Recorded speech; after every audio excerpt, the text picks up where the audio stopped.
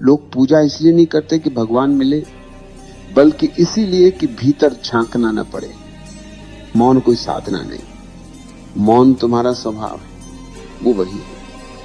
बस तुम शोर में इतने उलझे हो कि उसकी गूंज नहीं सुनाई देती। जब तक तुम धर्म को बाहर ढूंढते रहोगे, तुम भीतर के मौन से कटे रहोगे। धर्म कोई संस्था नहीं, वो एक क्षण है जब तुम अपने भीतर लौटते हो, जहां विचार गिर जाते हैं और बस देखना बचता है।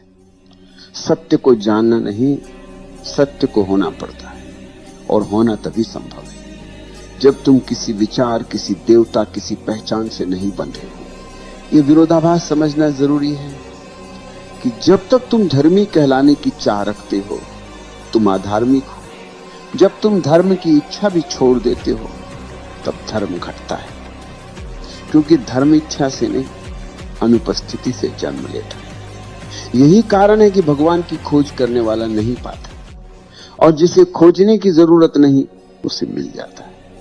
क्योंकि खोज में मन है और मिलने में मौन।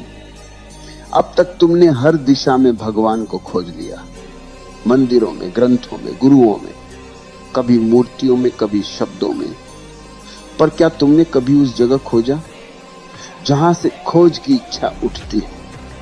भगवान वहां नहीं है जहां तुम झुकते हो, भगवान वहां है जहां तुम देखते हो। जब आंख पहली बार भीतर मुड़ती है, तो वही पहला दर्शन है।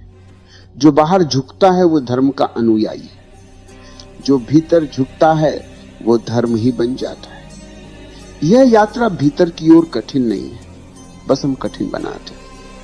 हम सोचते हैं कि ध्यान एक प्रयास है, पर ध्यान प्रयास नहीं, समर्पण है। ध्यान वो क्षण है जब तुम कहना छोड़ देते हो मैं कुछ करूं, और बस देखते हो कि सब कुछ घट रहा है।